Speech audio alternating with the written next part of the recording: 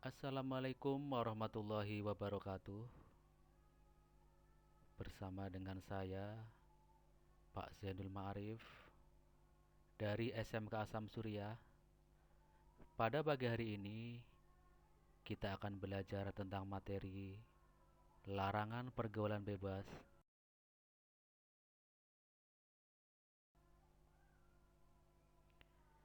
Dalam surat Al-Isra ayat 32 yang berbunyi, "Wala taqrabuz zina, innahu kana fahisatan wa sa'a sabila."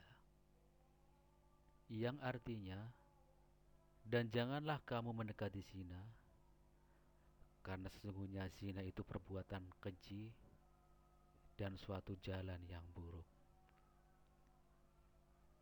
Dan dalam hadis riwayat Bukhari yang berbunyi, An Abi Abbasin radhiyallahu anhuma qala qala Rasulullah sallallahu alaihi wasallam, la yaznil abdu hina yazni wa huwa mu'minu wa la yashriku hina yashriku wa huwa mu'minun wa la yashrabu hina yashrabu wa huwa mu'minu wa la yaqtulu wa huwa mu'minun. Dari Ibnu Abbas radhiyallahu anhu mengatakan, Rasulullah shallallahu alaihi wasallam bersabda, tidaklah berzina seseorang hamba yang berzina ketika ia berzina dalam keadaan beriman, dan tidaklah mencuri ketika ia mencuri dalam keadaan beriman.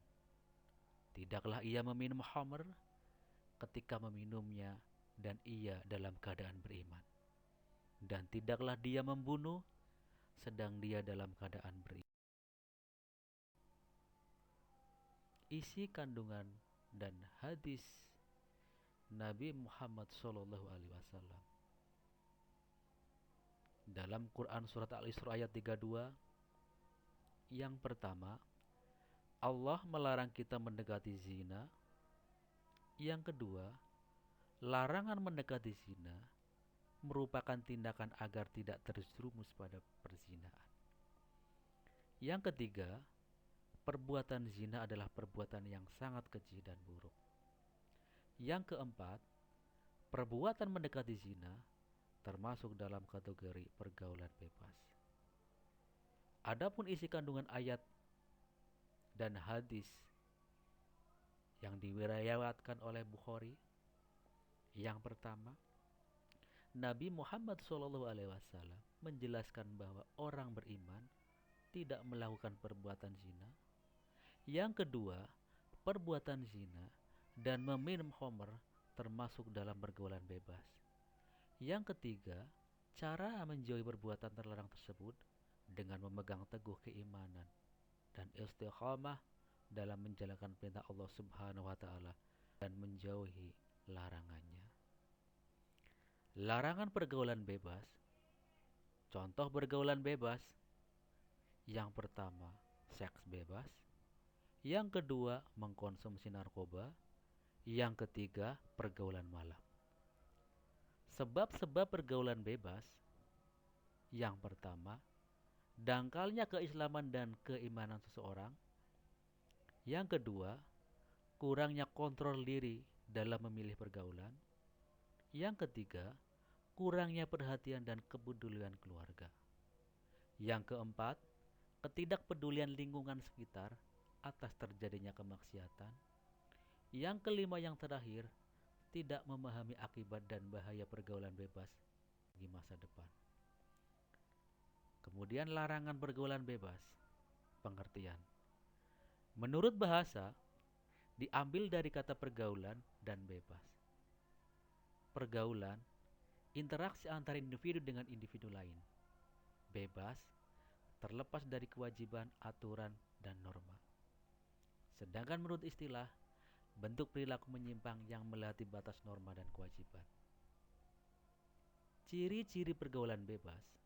Yang pertama, menghambur-hamburkan uang.